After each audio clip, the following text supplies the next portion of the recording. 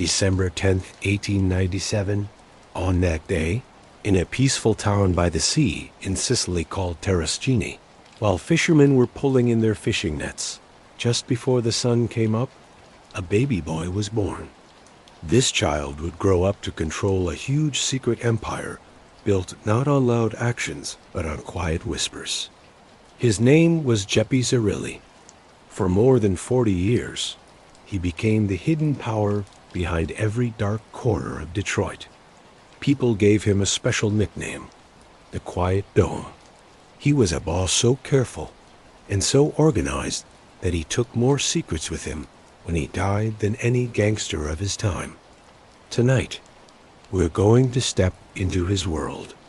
We'll travel from the poor villages of Sicily all the way to the dangerous streets of Detroit during Prohibition. We'll see million-dollar deals at horse racing tracks and learn about the mystery that still surrounds Jimmy Hoffa's last day on Earth. Now, let's start this story. Get comfortable, relax, and let me tell you about Joseph Zerilli. The warm Mediterranean sun shined down on the fishing village of Terrascini, Sicily. Life there moved slowly, following the ancient patterns of the sea.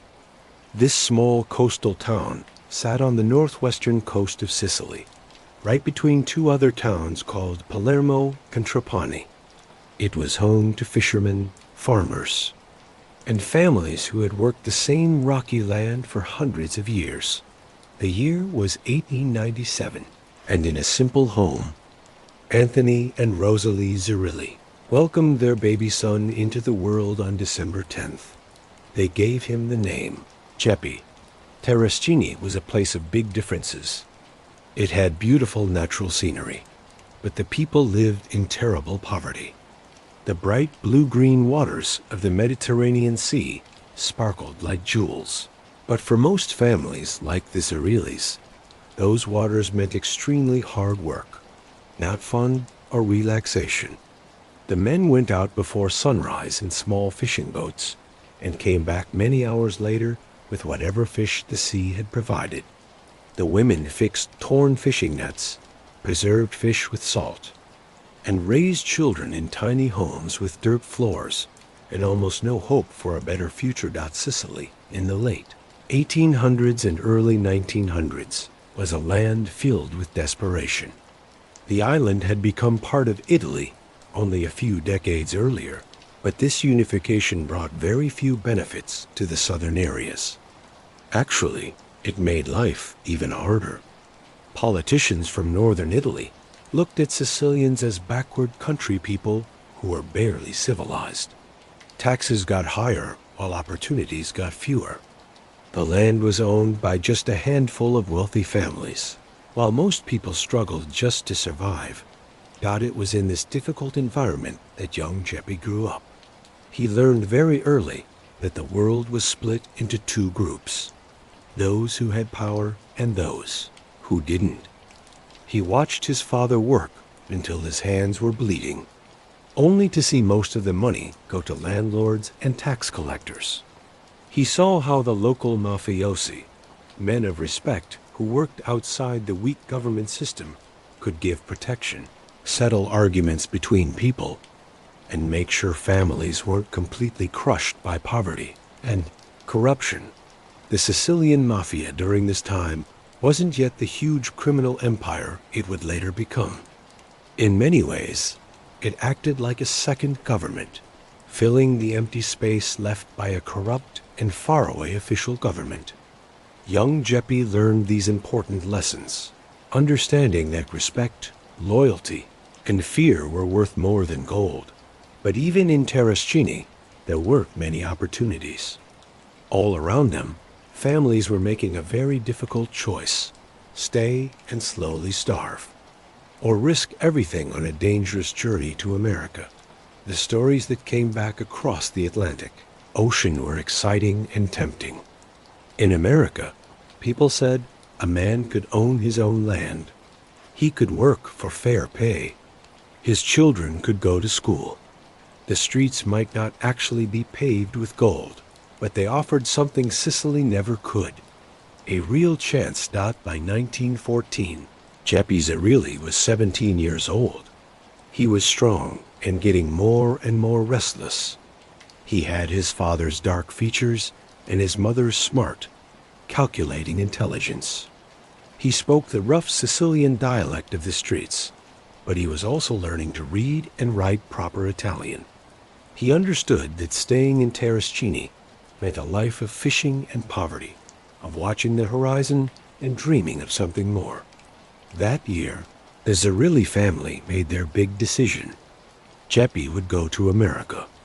He would be their pioneer, their investment in a better future. If he succeeded, maybe others could follow later. If he failed, well, they tried not to think about that possibility, that the journey across the Atlantic Ocean was a terrible experience that Jeppy would never forget. He traveled in third class, packed into the bottom part of the ship, called steerage, with hundreds of other immigrants. The smell of unwashed bodies, vomit, and desperation was everywhere. The ship rocked and rolled in the ocean waves. And Jeppy spent most of the trip feeling sick, wondering if he had made a horrible mistake. But then, after what felt like forever, they saw it, the Statue of Liberty rising up from New York Harbor. That great copper lady welcomed the tired, the poor, and the huddled masses. Jeppy stood on the deck with tears running down his face, not from sadness, but from the overwhelming emotion of finally arriving. He had made it. He was in America. From Ellis Island, Jeppy made his way to Detroit, Michigan. The city was growing fast, with its factories producing automobiles at a speed never seen before. Henry Ford's Model T had changed transportation forever, and Detroit was becoming the motor capital of America. The city needed workers, thousands and thousands of workers, and it didn't really care where they came from. Jeppy, who was already starting to think of himself as Joseph, arrived in Detroit's Lower East Side, where Italian immigrants had created their own community. The neighborhood around Gratiot Avenue and Russell Street was like a little piece of Sicily transplanted to Michigan. Here, people spoke Italian, cooked Italian food, and kept the customs of the old country.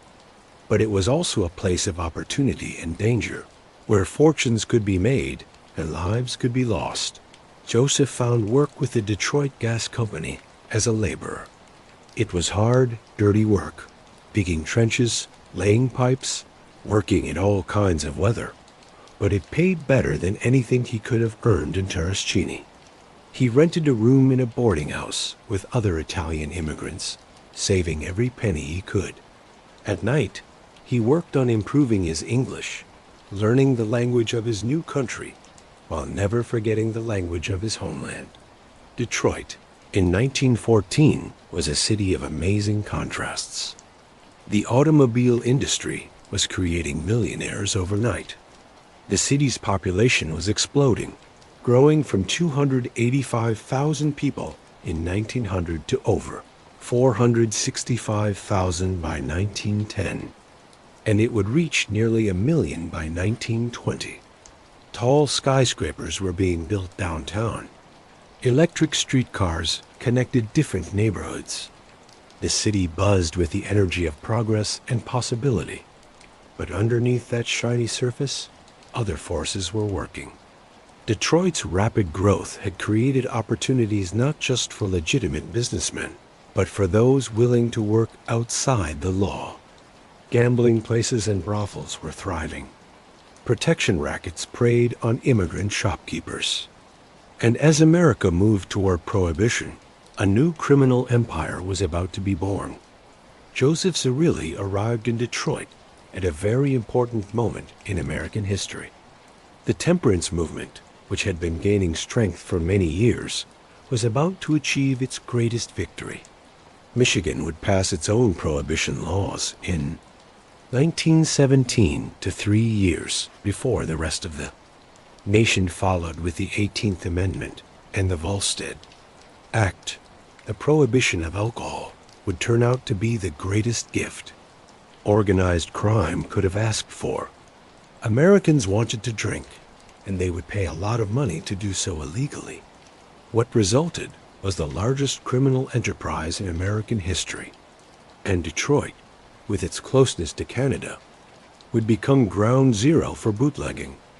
During his early years in Detroit, Joseph worked his labor job during the day and watched the city's underworld at night. He was a quiet young man, but his dark eyes missed nothing. He observed as the Jewish gangsters of Paradise Valley, the neighborhood just north of downtown, began organizing into what would become known as the Purple Gang. The Purple Gang's beginnings were humble enough.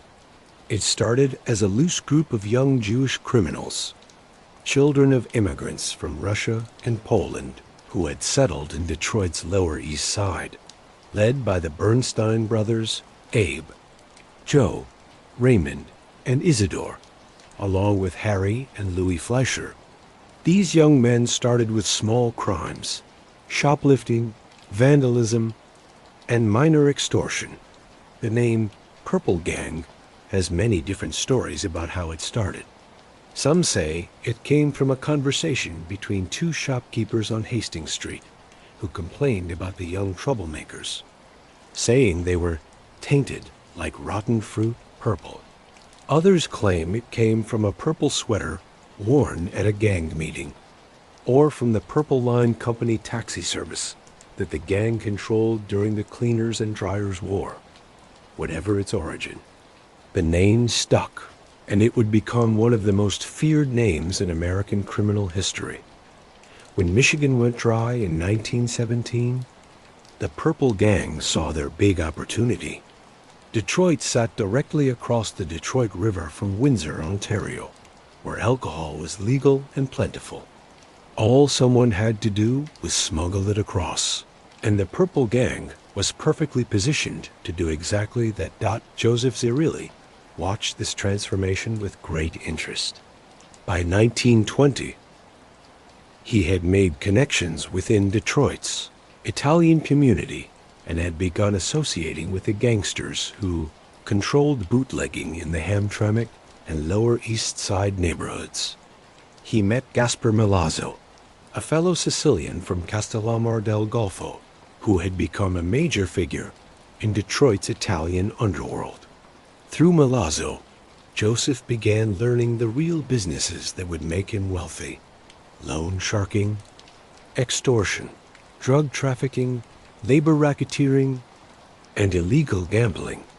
The Purple Gang, despite being mostly Jewish, understood the value of working with Italian gangsters.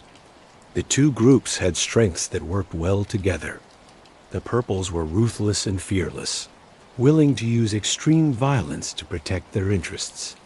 The Italians had connections to national criminal networks and understood the traditional ways of organized crime that had been perfected in Sicily. Joseph Zerilli formed partnership with the Purple Gang that would prove very beneficial for both sides. The Purples controlled much of the smuggling across the Detroit River, but they needed help with distribution, protection, and muscle. Joseph and his Italian associates could provide those services. The scale of the bootlegging operation in Detroit was absolutely staggering. The Detroit River, barely a mile wide in most places, became a liquid highway for illegal alcohol. In summer, fast boats raced across at night, their storage areas filled with cases of Canadian whiskey. In winter, when the river froze completely solid, trucks simply drove across the ice. Some creative bootleggers even laid hoses along the river bottom, pumping alcohol directly from Canada to Detroit. The profits were absolutely huge. Some accounts claim Detroit's bootlegging trade reached tens of millions of dollars every year, which would be worth billions in today's money. Joseph Zerilli, still in his 20s, was becoming wealthier than anything he could have imagined back in Terrascini. But bootlegging was just the beginning. Joseph understood that the real power came from having many different businesses. He expanded into loan sharking, lending money to desperate immigrants and others who couldn't get legitimate credit, then collecting with interest and with violence if necessary. He muscled into labor unions, recognizing that controlling workers meant controlling entire industries. He ran numbers games and bookmaking operations, taking bets on horse races and sporting events. The Purple Gang's control of Detroit during this period was almost total. They supplied bootleg liquor not just to Detroit, but to Al Capone's Chicago organization. Capone, recognizing the Purple Gang's strength, chose cooperation over fighting. The famous gangster understood that fighting for Detroit territory would cost more money than simply paying the Purples for their Canadian whiskey. During these years, Joseph also met the men who would become his closest associates and partners in building what would eventually be called the Detroit Partnership.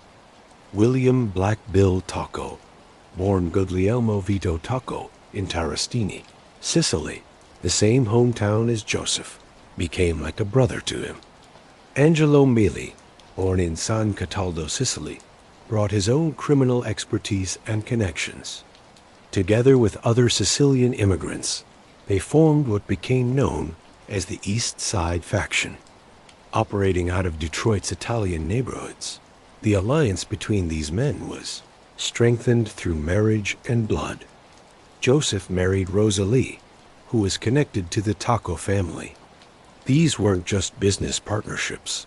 They were family ties that would bind the Detroit underworld together for generations. By the mid-1920s, Detroit's Italian underworld had come together into two main groups, and the tension between them was growing more and more dangerous. The East Side Faction, led by Angelo Meli, Joseph Zerilli, and Black Bill Tocco, controlled the Lower East Side of Detroit and much of the bootlegging and gambling in their territory. Their operations were sophisticated and increasingly profitable. On the other side was the West Side Gang, dominated by Chester Big Chet Lamar. Lamar was a powerful figure in Hamtramck, a city surrounded by Detroit proper. He had come up in the organization under Salvatore Singing Sam Catalanit, who had served as president of Detroit's Union Siciliana, a fraternal organization that was often used as a front for mafia activities. For a time, there had been peace. The Pascuzzi Combine, established around 1920, had created an uneasy truce between the various Italian factions. Gaspar Milazzo, respected as the peacemaker, helped maintain this delicate balance. But by the late 1920s, ambition and greed were pulling the factions apart. The root of the conflict was both personal and economic. As bootlegging profits soared higher and higher, everyone wanted a bigger piece of the pie. Lamare's West Side Gang began moving into East Side territory, raiding their speakeasies and hijacking their shipments. The East Side faction fought back in the same way. What had been minor disputes grew into an undeclared war. Joseph Zerilli, now in his early 30s, had learned patience from his Sicilian upbringing. He understood that hot-headed violence often led to disaster, but he also knew that respect had to be maintained. When Lamare's men attacked East Side operations, Joseph was among those who argued for a strong response. The situation became more complicated because of connections to national mafia politics. In New York, a massive power struggle was happening that would later be known as the Castellamarese War. Giuseppe Joe the Boss Masseria, the most powerful Italian gangster in America, was being challenged by Sicilian gangsters from Castellanare del Golfo, the same region many Detroit mobsters came from. Gaspar Milazzo and Angelo Meli, both with strong ties to the Castellamarese faction, found themselves supporting Salvatore Maranzano and his allies against Masseria. Lamar, seeking advantage, aligned himself with Masseria. What had been a local Detroit dispute now had national importance. February 14, 1930, brought a serious blow to the East Side faction. Salvatore Catalanat, who despite his West Side connections had worked to maintain peace, died of pneumonia. His death removed one of the few calming influences on Chester Lamar. With Catalanat gone, Lamar became more aggressive.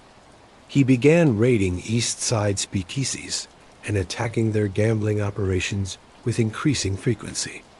The situation was spiraling toward all-out war, but Lamar was clever. He understood that open warfare was bad for business and would bring unwanted police attention. Instead, he came up with a plan that, if successful, would eliminate the East Side faction leadership in a single attack. May 31st, 1930, would become one of the most important dates in Detroit organized crime history. On that warm late spring day, Chester Lamar set a trap that would change everything. Lamar sent word to the leaders of the East Side faction that he wanted to meet for a peace conference. The location he suggested was a fish market at 2739 East Verner Highway, a seemingly neutral location. The meeting was set for noon. The invitation went to Angelo Melli, Joseph Zerilli, and William Tacco, the three leaders of the East Side faction. Lamare's plan was simple but ruthless. 3 gunmen would be hidden in the back of the fish market. When the East Side bosses arrived for the supposed peace meeting, they would be ambushed and killed.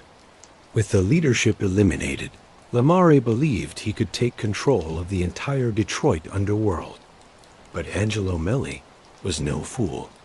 He had survived years in the violent world of organized crime by being careful and suspicious. Something about Lamare's sudden desire for peace didn't feel right. The timing was too convenient, and Lamare's recent aggression made his peace offer seem fake.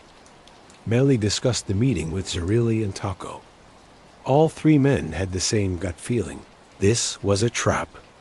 Rather than refuse the meeting completely, which would have revealed what they knew, they decided to send representatives in their place. Gaspar Milazzo, despite being a major figure in the organization, agreed to attend the meeting along with his bodyguard, Rosario Sam Perino. Milazzo was in his mid-40s, a respected figure known for his diplomatic skills. He may have genuinely believed he could create peace, or he may have been sacrificing himself to protect the main leadership. History doesn't tell us his exact reasons, but his actions that day would prove deadly. At noon on May 31st, Milazzo and Perino entered the fish market on Verner Highway. They went to the back room where they were told Lamare was waiting. Instead of Lamare, they found 3 gunmen: Joe Amico, Joseph Locano, and Benny the Ape Sebastiano, all members of Lamare's West Side gang. What happened next lasted only seconds, but echoed for years. The gunmen, apparently not familiar with their intended targets, were surprised when only 2 men showed up instead of the expected 5 or 6. Nevertheless, they opened fire. Milazzo and Perino died in a shower of bullets, their blood pooling on the fish market floor. The gunmen fled, leaving behind 2 bodies and a mystery. Within hours, news of the murders spread through Detroit's underworld like wildfire. Angelo Melli, upon learning that his representatives had been killed, was consumed with rage. He immediately swore revenge, not just against the gunmen, but against Chester Lamar himself. The fish market murders started what became known as the Crosstown Mob War. For the next several months, Detroit streets ran red with blood. Between May 31st and July 23, 1930, at least 15 men connected to either the East Side or West Side gangs were murdered. Bodies turned up in alleys, in automobiles, and in the Detroit River. Gunmen on motorcycles sprayed bullets into storefronts. Car bombs exploded in residential neighborhoods. The violence was so intense that it began affecting legitimate businesses and drawing unwanted attention from law enforcement. Joseph Zerilli was personally involved in planning the revenge. Working with Angelo Melli and Black Bill Tocco, he coordinated attacks on Lamare's associates and businesses. The East Side faction was larger, better organized, and more ruthless than Lamare had expected. One by one, members of the West Side gang were eliminated. The violence reached a peak on July 23, 1930, when radio broadcaster Gerald "Jerry" Buckley was assassinated. In the lobby of the LaSalle Hotel, Buckley was a well-known radio critic of Detroit political corruption and had successfully campaigned for the FUMB recall of Mayor Charles Bowles, who was believed to be in the pocket of organized crime. Buckley was shot 12 times. Only one bullet missed its target. While Buckley's murder was never officially solved, many believed it was connected to the mob wars. The killing of such a prominent public figure brought intense pressure on Detroit's underworld. Police raids increased dramatically. Grand juries were formed. Mob leaders went into hiding. Chester Lamar, realizing that his plan had failed terribly, fled Detroit.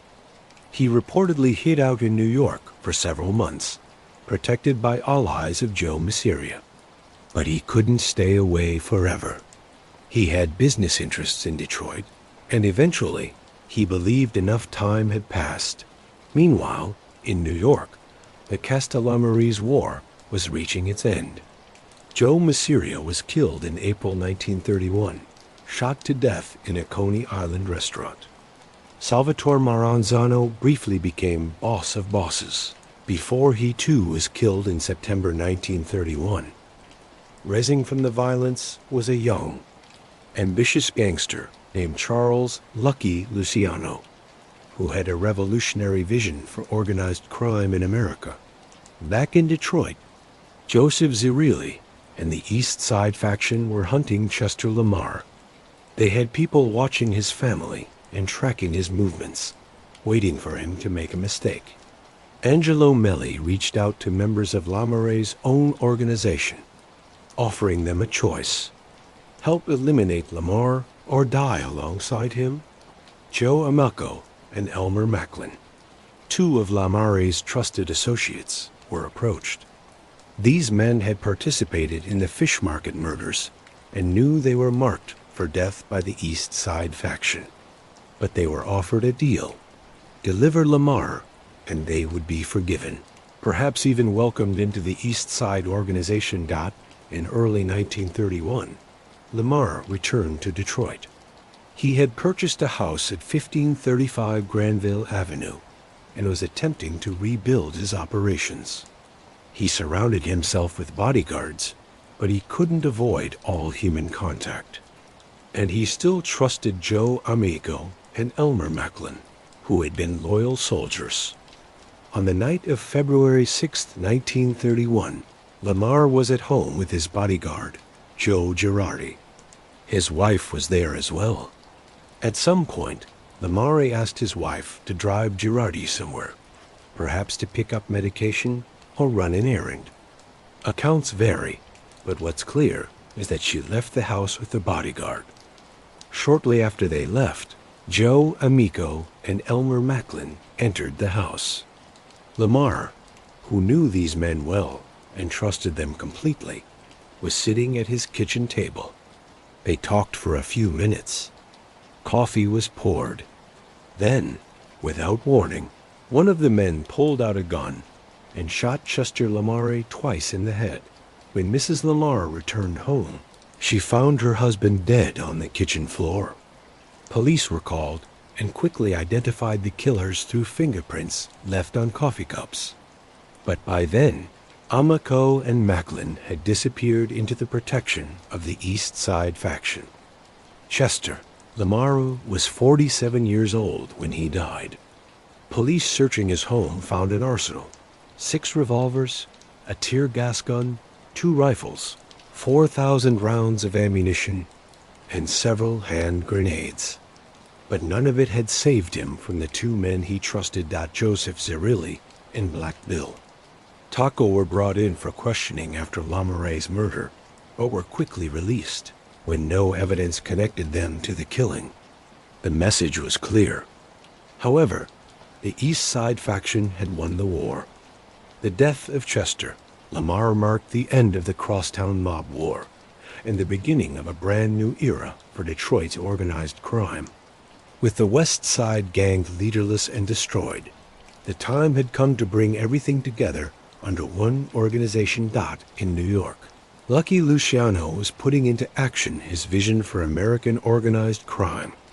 The old Mustache Pete's, the traditional Sicilian mafia bosses who held on to old world ways, had been swept aside. In their place, Luciano was creating something new, the Commission. The Commission was revolutionary. Instead of endless cycles of gang warfare, Luciano proposed a ruling council where the major crime families could settle disputes, divide territories, and coordinate activities. It was organized crime reorganized, run like a corporation rather than like medieval Sicily.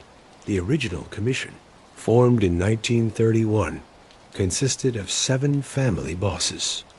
From New York came the leaders of the 5 families: Lucky Luciano himself, Vincent Mangano, Tommy Gagliano, Joseph Bonanno, and Joe Profassi. From Chicago came Al Capone, later replaced by Frank Nitti, and from Buffalo came Stefano Magaddino. Detroit wasn't initially part of this inner circle, but the city's strategic importance and growing power couldn't be ignored.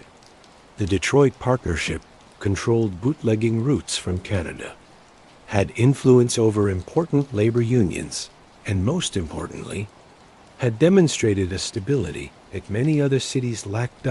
In 1931, the modern Detroit Partnership was officially recognized by the Commission. The organizational structure was unique. Rather than a single all-powerful boss, Detroit operated under a ruling council system. William Black Bill Taco was named the official boss, but he shared power with Joseph Zerilli as underboss, Angelo Melli as consigliere, and other key figures including John Papa John, Priziola, and Peter Lacavoli. This power-sharing arrangement reflected both Sicilian traditions and practical politics. Black Bill Taco had the strongest claim to the leadership based on his lineage and reputation. But Joseph Zerilli was the strategic mind, the one who understood how to build and maintain a criminal empire. Angelo Melli brought his street credibility and connections. Together, they formed a leadership group that would prove remarkably stable. Joseph Zerilli, at age 34, had achieved a level of power and wealth beyond anything his parents back in Terracini could have imagined. But he maintained a low profile, understanding that the most dangerous criminals were often those who drew too much attention to themselves. The Detroit Partnership's organizational structure emphasized family connections, both literal and figurative. The intermarriage of the major families, Zerilli, Taco, Melli, Licavoli, and others, created a web of blood relationships that discouraged betrayal and promoted loyalty. If you informed on your boss, you were also informing on your uncle, your brother-in-law, your cousin. The operations of the partnership were diverse and highly sophisticated. Bootlegging remained a major source of income, but they were also deeply involved in labor union infiltration. The partnership controlled or heavily influenced several Detroit labor unions, particularly those in the trucking, waste removal, and construction industries. This gave them both legitimate income and the ability to call strikes or ensure labor peace as needed. Gambling, from numbers games in black neighborhoods to high-stakes poker games for the wealthy, the partnership took a cut of all. Illegal gambling in Detroit, loan sharking, the partnership. lent money at extremely high interest rates, targeting both legitimate businessmen in temporary trouble and other criminals who had no other source of money got narcotics. While some mafia families avoided drug trafficking as too risky, the Detroit Partnership had no such concerns. They controlled heroin and cocaine distribution in the city, legitimate businesses. Understanding the importance of appearing legitimate, partnership members invested in bakeries, restaurants, waste removal companies, and other businesses that could serve as both income sources and money laundering operations. Joseph Zerilli personally established the Italian-American bakery, which would serve as his cover story for decades. When asked how a baker could afford a mansion, he would simply smile and say his bread was very good. With the Italian Mafia now organized under the Detroit Partnership, attention turned to their former allies, the Purple Gang. The relationship between the two groups had always been based on mutual benefit rather than true friendship. Now, with prohibition likely to end soon and bootlegging profits at risk, the partnership began eyeing the Purple Gang's territories and operations. The Purple Gang at its peak had seemed absolutely invincible. They controlled most illegal activities in Detroit, supplied Al Capone with Canadian whiskey, and were feared throughout the Midwest.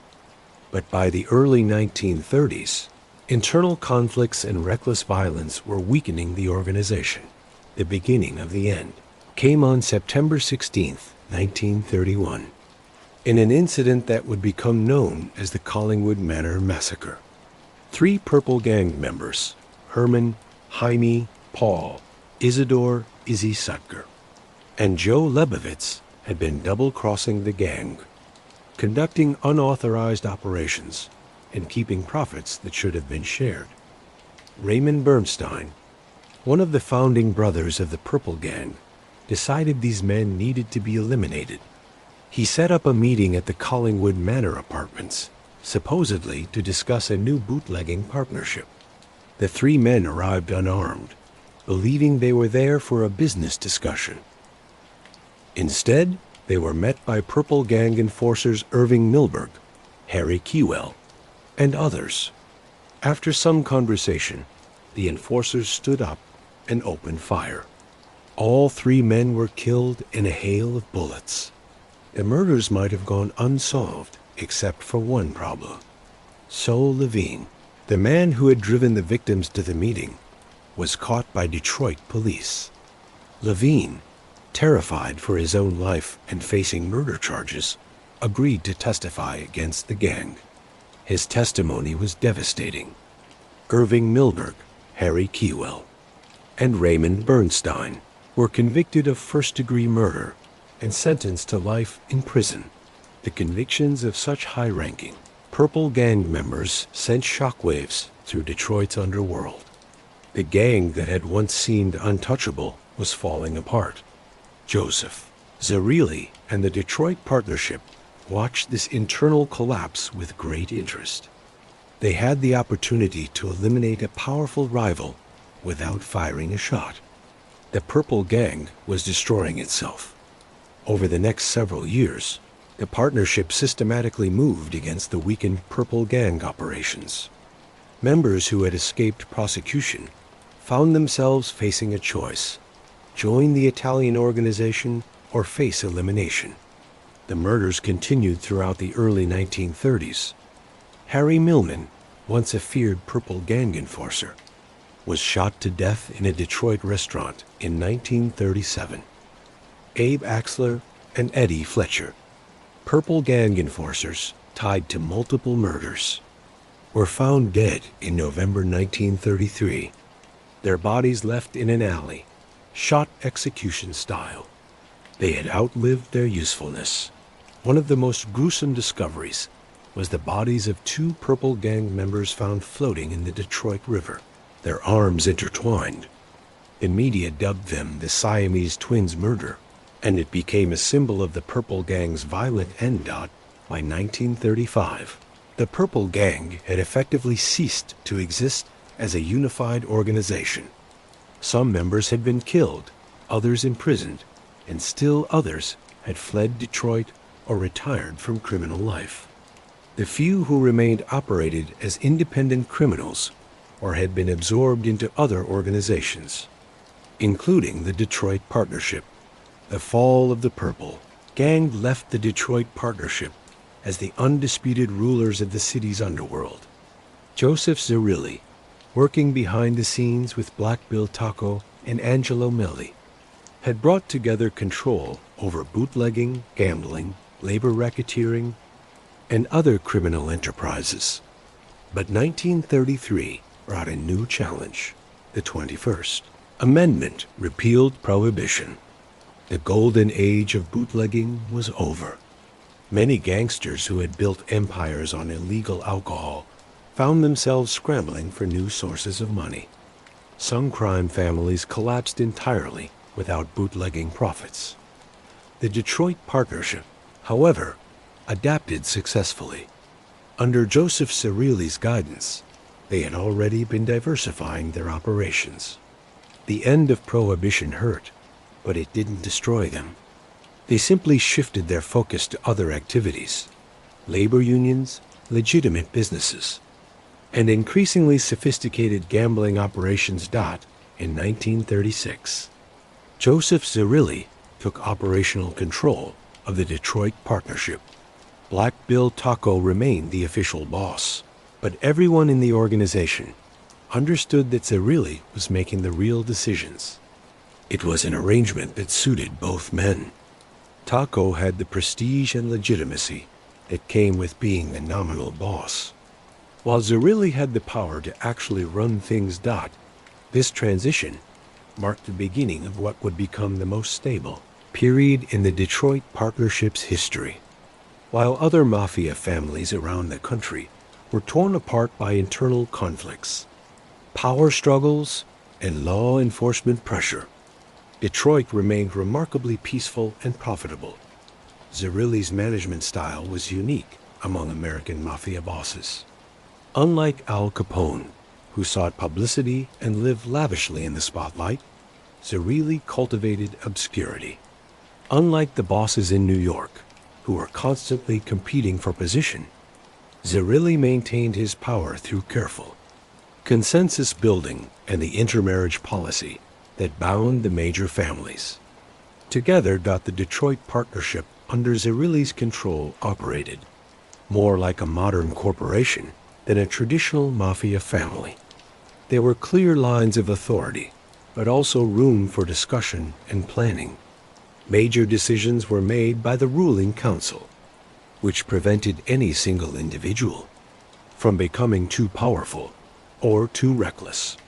The partnerships, business interests expanded significantly. During this period, labor unions, the partnerships, control over Detroit's labor unions gave them enormous power. They could guarantee labor peace for companies willing to pay, or they could cause costly strikes for those who refused. The trucking unions were particularly valuable. Controlling the trucks meant controlling the movement of goods. Throughout the city, cartage and waste removal, the partnership dominated. The trash hauling and waste removal industries in Detroit. Every restaurant, every factory, every apartment building needed their trash removed, and they paid the partnership for the privilege. It was a less glamorous business than gambling or bootlegging, but it was steady, reliable income, legitimate businesses. Joseph Zerilli established himself as a successful baker and businessman. His Italian-American bakery was a real functioning business that employed real workers and made real bread.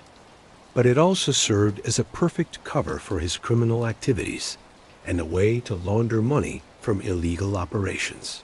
This double life became Joseph Zerilli's signature. By the late 1930s, he had purchased a $500,000 mansion on a 20-acre estate in Grosse Pointe, one of Detroit's most exclusive suburbs. The house was magnificent, with perfectly manicured lawns, a circular driveway, and all the comforts that wealth could provide to his neighbors in Grosse Pointe. Joseph Zerilli was simply a successful businessman, a hardworking Italian immigrant who had achieved the American dream through his bakery business. He attended local events, his children went to good schools, and he maintained the appearance of complete respectability. But at night, in his study, Joseph Zerilli was planning murders, ordering beatings, and directing a criminal empire that generated millions of dollars annually. It was a Jekyll and Hyde existence that he maintained perfectly for decades. His family life added to the deception. Joseph married Rosalie, and together they had a son, Anthony Tony Zerilli, born in 1927. Joseph was a devoted father, attending his son's school events and ensuring that Tony received an excellent education. He wanted his son to have opportunities he never had, even as he was grooming him to eventually take over the family's criminal empire. The Zerilli household was in many ways traditionally Italian. Sunday dinners were sacred family time, with multiple generations gathering around the table. Rosalie cooked traditional Sicilian dishes, and Joseph presided over the meals like a kind patriarch. To anyone observing, they were the picture of a successful Italian-American family, but Joseph never forgot where he came from, or the code he lived by. The old Sicilian concept of omerta, the code of silence, was absolute. Family members knew better than to discuss business outside the home. Even within the family, details of criminal operations were shared on a need-to-know basis. Only the intermarriage policy that Joseph championed continued to strengthen the organization. The Zerilli, Tacco, Melli, and Licavoli families became so intertwined through marriage that it was nearly impossible to betray one without betraying all.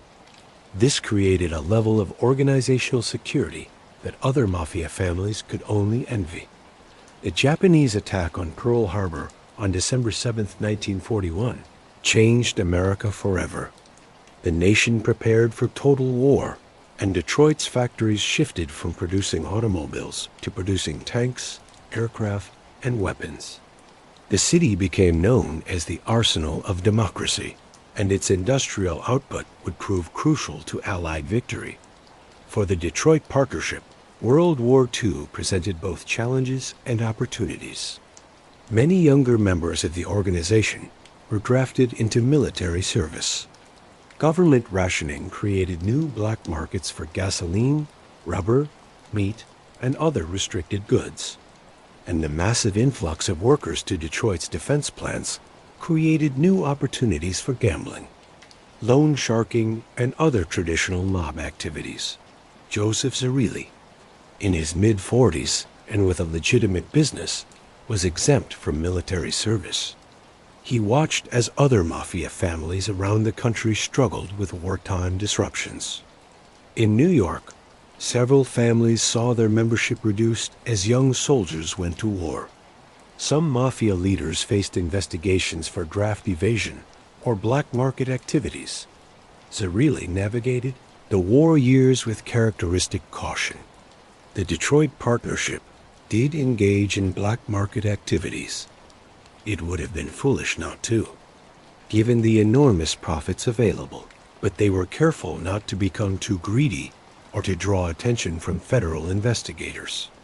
Wartime meant increased federal presence in Detroit, and Zerilli understood that the FBI and military intelligence were not to be trifled with. The partnership's control over Detroit's labor unions proved particularly valuable during the war. Defense contractors desperately needed uninterrupted production, and the partnership could guarantee labor peace for a price. It was a delicate balance.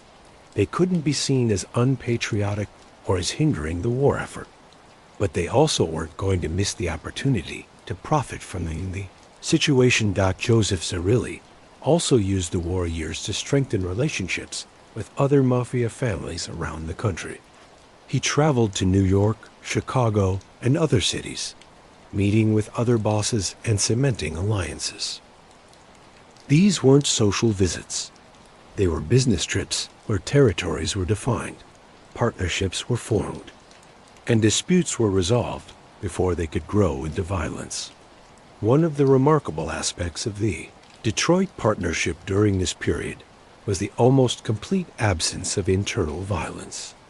While families in New York and New Jersey were occasionally torn apart by power struggles and assassinations, Detroit remained peaceful. There were no coups, no major betrayals, no wars between factions. This stability was largely due to Joseph Zerilli's management style. He believed in consensus and cooperation rather than domination. He listened to the opinions of other ruling council members. He ensured that profits were distributed fairly so no one felt cheated. And the intermarriage policy meant that any internal conflict would literally be a family matter. The post-war period brought new challenges and opportunities. Millions of servicemen returned home, many settling in Detroit to take advantage of the booming auto industry. The city's population swelled, and with it came increased demand for entertainment, gambling, and other vices. The partnership was ready to meet that demand. By 1945, Joseph Zerilli had been deeply involved in organized crime for more than 25 years. He had survived gang wars, internal conflicts, prohibition and its repeal, and a world war. He had built an organization that was profitable, stable, and largely invisible to law enforcement. He was 48 years old, wealthy beyond measure, and more powerful than ever. But Zerilli was also looking toward the future. His son Tony was 18 years old and preparing to attend the University of Detroit. Joseph wanted his son educated and sophisticated, capable of operating in both legitimate and illegitimate worlds. The next phase of the Detroit partnership would require someone who could adapt to a changing America. In 1957, the American Mafia held one of its most important meetings since the formation of the Commission in 1931. The location was the small town of Appalachian, New York, and the gathering would have enormous consequences for organized crime. The Appalachian meeting was called by Vito Genovese, who was attempting to solidify his position as one of the most powerful bosses in America. More than 100 mafia leaders from around the country were invited, including Joseph Zerilli and other Detroit partnership members. The meeting was a complete disaster. Local and state police, suspicious of the large number of expensive cars and well-dressed men in the rural area, raided the gathering. Mobsters scattered into the woods, with many being caught as they fled. The resulting publicity was a catastrophe for organized crime, exposing the national structure of the mafia to the American public and law enforcement. However, the Appalachian disaster also had an unexpected positive outcome for Detroit. The Commission recognized that the Detroit partnership had become one of the most stable and profitable operations in the country. Joseph Zerilli's reputation for careful management and his ability to keep Detroit largely free of violence impressed the other bosses. As a result, Detroit was officially added to the Commission as a full voting member. This was an extraordinary honor. The Commission had traditionally consisted only of the 5 families of New York plus Chicago. Buffalo and Philadelphia had some influence, but not full voting rights. For Detroit to be elevated to Commission membership placed Joseph Zerilli among the most powerful mafia leaders in America. Zerilli became one of only 2 non-New York bosses with a seat on the Commission, the other being Chicago. This recognition reflected not just Detroit's power, but Zerilli's personal reputation. Other bosses trusted him. They knew he was discreet, that he kept his word, and that he wouldn't engage in the reckless behavior that brought trouble on everyone. In 1964, another major transition occurred. William Black Bill Taco, who had served as the official boss of the Detroit partnership since 1931, decided to retire. He was 70 years old and ready to step back from active management. This succession was smooth and prearranged. Joseph Zerilli would become the official boss. This transition was remarkable for its lack of drama.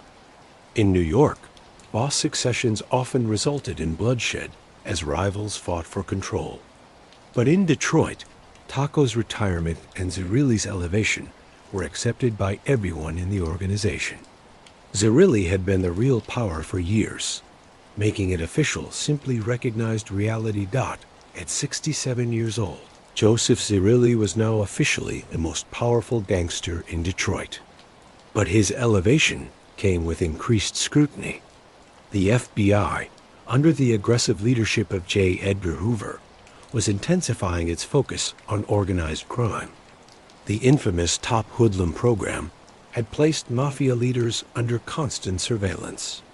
Zerilli's phones were tapped, his movements tracked, and his associates investigated. But Joseph Zerilli had spent decades perfecting the art of appearing legitimate. He continued to present himself as a successful baker and businessman. When FBI agents questioned him, he politely deflected, often through lawyers. When called before grand juries, he invoked his Fifth Amendment rights. He was never caught on tape discussing criminal activities, never photographed meeting with known criminals in suspicious circumstances, never linked directly to any specific crime. During this period, one of the Detroit partnership's most profitable operations was the Hazel Park Raceway. Horse racing and gambling had been legalized in Michigan, and the partnership moved quickly to dominate the industry. In 1950, Tony Zerilli, Joseph's son, was made majority owner of Hazel Park Raceway, one of the premier horse racing tracks in the region. On paper, Tony Zerilli owned and operated the raceway. In reality, the track was controlled by the Detroit partnership, and profits were distributed among the various families. It was a perfect example of Joseph Zerilli's strategy: use legitimate businesses as fronts for money laundering and profit distribution, all while maintaining the appearance of legality. The Hazel Park operation generated millions of dollars annually. The track hosted regular races, took bets from thousands of customers, and operated restaurants and bars on site. It was a cash-heavy business, which made it ideal for money laundering. Illegal profits from loan sharking, gambling, and other activities could be mixed with legitimate racetrack income, making the money clean and taxable. Joseph Zerilli's ability to blend legitimate and illegitimate business was masterful. He paid taxes on his bakery income and on the profits from Hazel Park. He maintained good relationships with legitimate businessmen and politicians. He donated to charities and attended community events. To the outside world, he was a pillar of the community. But behind the facade, he was still ordering murders, approving extortion schemes, and directing a criminal empire that touched every corner of Detroit. The contrast was perfect and seemingly impenetrable. In the Nevada desert, a miracle was occurring. Las Vegas, once a dusty railroad town, was transforming into America's gambling capital. Legalized casino gambling, combined with relaxed enforcement and the almost unlimited flow of money, made Vegas irresistible to organized crime. The New York families were first to recognize Las Vegas's potential. Meyer Lansky, the brilliant financial mind behind much of organized crime's financial structure, had helped establish several casinos on the Strip. Chicago's outfit controlled others. Now, in the late 1950s and early 1960s, every major mafia family wanted a piece of Las Vegas action. Joseph Zerilli and Mike Polizzi, another Detroit partnership leader, began exploring opportunities in Nevada. The profits from Vegas casinos were absolutely huge, millions of dollars. flowing through counting rooms every week. But there was a problem. The Nevada Gaming Commission was beginning to carefully examine casino ownership. Looking for mob connections. In 1964, Zerilli and Polizzi applied for gaming licenses to operate casinos in Las Vegas. The applications were detailed, requiring disclosure of financial backgrounds, business associates, and personal histories. On paper, both men appeared legitimate, successful businessmen from Detroit with the capital to invest in Nevada gaming. But the Nevada Gaming Commission wasn't fooled. By this time, law enforcement had extensive files on Joseph Zerilli. While he had never been convicted of serious crimes, his associations and the pattern of his business dealings made it clear he was a mafia leader. The commission denied the applications, citing concerns about organized crime infiltration. This setback didn't stop the Detroit partnership. If they couldn't own casinos directly, they would use front men, individuals with clean records who could obtain gaming licenses, but who would actually be operating on behalf of the mob. The partnership identified Arthur Rooks and Irving Shapiro as potential fronts. Both men had some gambling industry experience and, crucially, backgrounds that could pass Nevada Gaming Commission scrutiny. Through a complex series of arrangements, the Detroit partnership gained control of the New Frontier Hotel and Casino through Morris Friedman, who became the nominal owner. The New Frontier was one of the iconic properties on the Las Vegas Strip.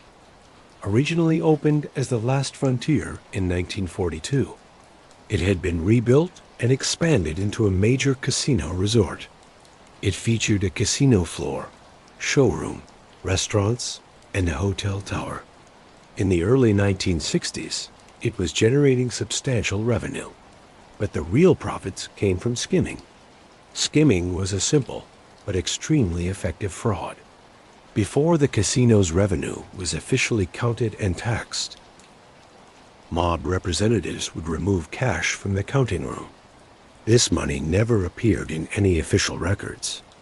It wasn't taxed, wasn't subject to Nevada Gaming Commission oversight, and could be distributed to mob families around the country. The Detroit partnership's skimming operation at the New Frontier was sophisticated and extensive.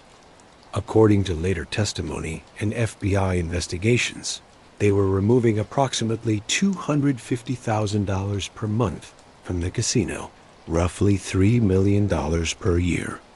In today's dollars, that would be equivalent to tens of millions annually. The mechanics of the skim were carefully orchestrated.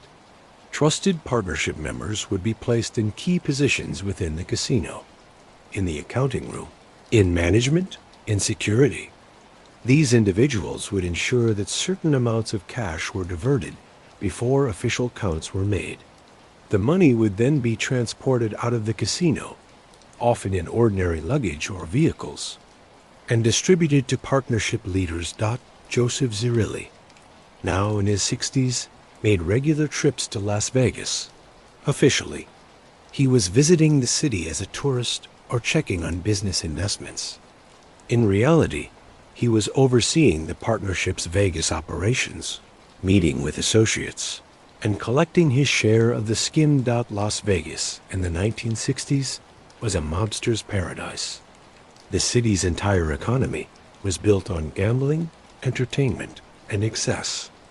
Law enforcement was minimal and often corrupt. Politicians were easily bought, and the money, the staggering amounts of money flowing through the casinos, made Vegas the most profitable operation many mafia families had ever seen. The Detroit partnership's Vegas earnings were used to fund operations back in Michigan, to invest in legitimate businesses, and to enrich partnership members. Joseph Zerilli, already wealthy from decades of criminal activity, became even wealthier. His Grosse Pointe estate expanded. His legitimate businesses flourished. His family wanted for nothing. Tony Zerilli, Joseph's son, became increasingly involved in managing the Vegas operations. He made frequent trips to Nevada, overseeing the skim and managing relationships with other families who had Vegas interests. It was excellent training for eventually taking over the partnership, and Joseph was grooming his son very carefully. But the good times in Vegas couldn't last forever. By the late 1960s, the FBI was intensifying its focus on mob infiltration of Nevada casinos.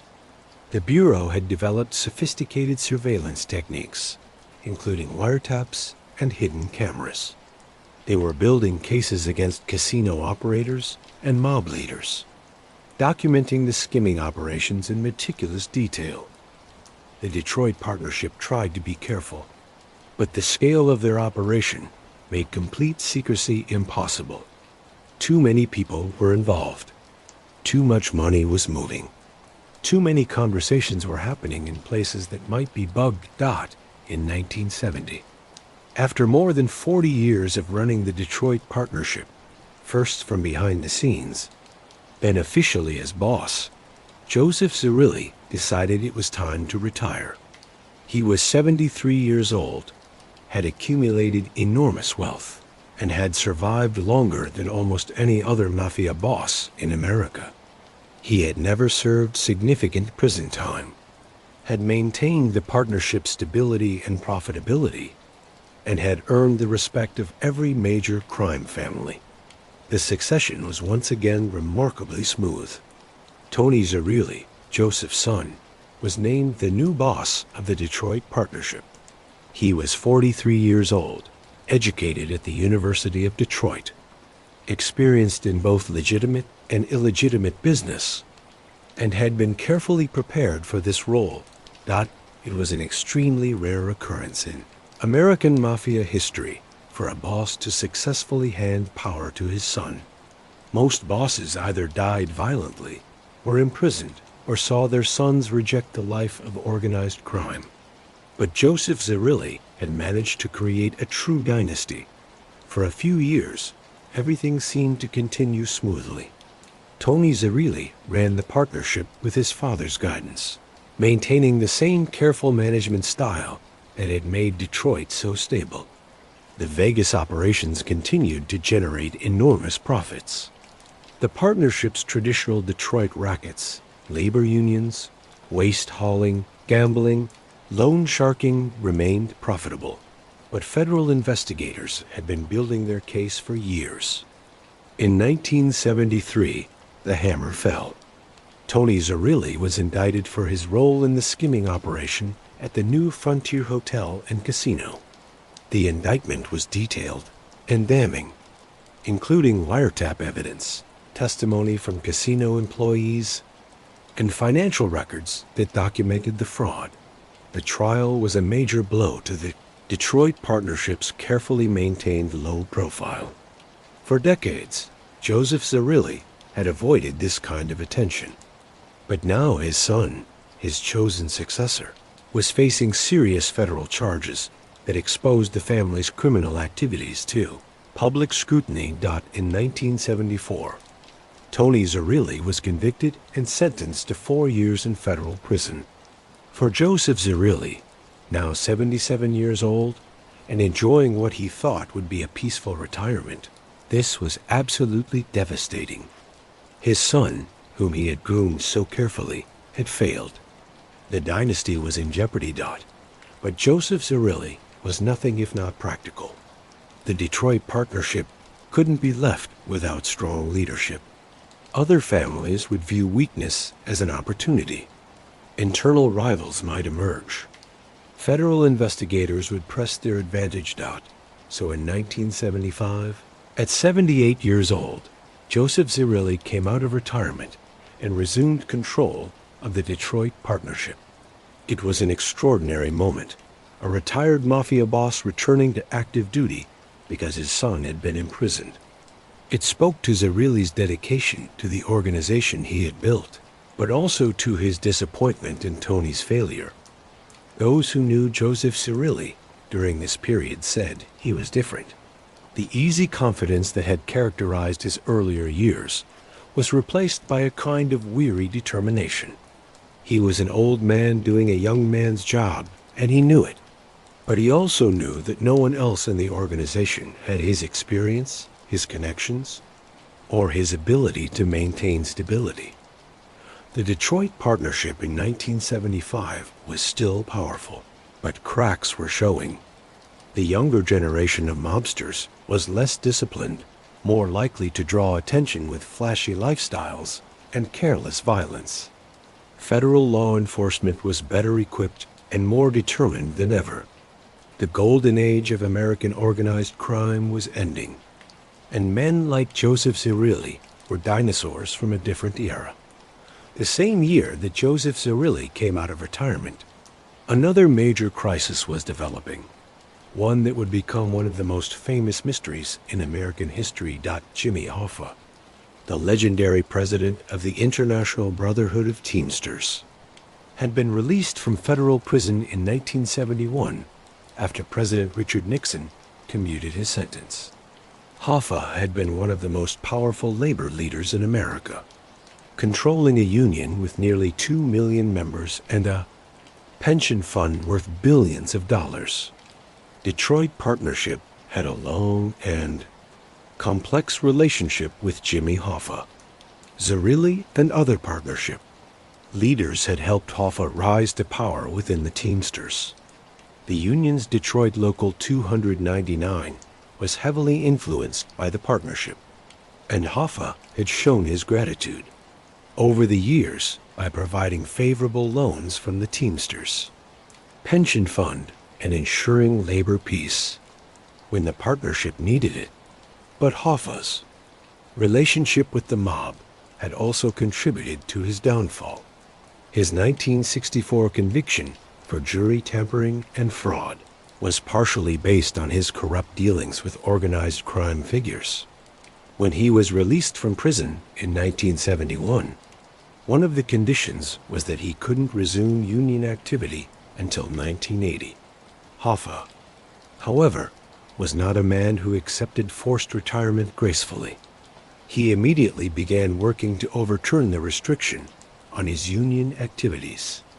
He claimed the restriction was not part of the original pardon and that he had every right to resume his union.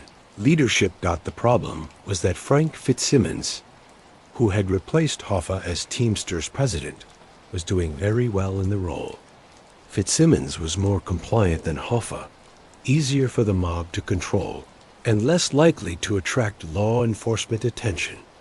The last thing the Detroit partnership wanted was for Hoffa to return to power and potentially upset arrangements that were currently very profitable. Joseph Zerilli, through intermediaries like Anthony, Tony Giacoloni, one of the partnership's most feared enforcers, sent messages to Hoffa. Be patient. Don't rock the boat. Accept your retirement with dignity. The partnership would ensure he was financially comfortable. He could maintain his prestige and reputation, but he needed to stop pushing for reinstatement. Hoffa ignored these warnings. He hired lawyers, gave interviews, and made it clear he intended to reclaim his union presidency. He believed his history with the Detroit mob would protect him, that the old alliances still meant something. He didn't understand or refused to accept that he had become a problem that needed to be solved. July 30th, 1975 was a hot summer day in Detroit. At approximately 2 p.m., Jimmy Hoffa arrived at the Machu's Red Fox restaurant in Bloomfield Township, an upscale suburb north of Detroit. He was there for a meeting with Tony Giacoloni and Anthony Tony Provenzano, a Teamsters official from New Jersey with his own mob connections. Hoffa arrived early and waited in the parking lot. The meeting time came and went. Giacoloni and Provenzano never showed up. In fact, both men would later have solid alibis, proving they were nowhere near the restaurant. Hoffa made several phone calls from a payphone, increasingly agitated, trying to find out where his meeting partners were. And then, around 2:45 p.m., Jimmy Hoffa disappeared. Witnesses reported seeing Hoffa get into a car. Accounts vary on the color and model, with several men. The car drove away, and Jimmy Hoffa was never seen again. No body was ever found. No one was ever charged with his murder. The disappearance sparked one of the largest missing person investigations in American history. The FBI conducted extensive searches, interviewed hundreds of witnesses, and developed numerous theories about what happened to Hoffa.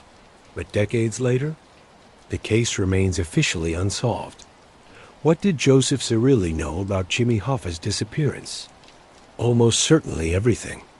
As the boss of the Detroit partnership, any major action, especially one as significant as killing a nationally known figure like Hoffa, would have required his approval.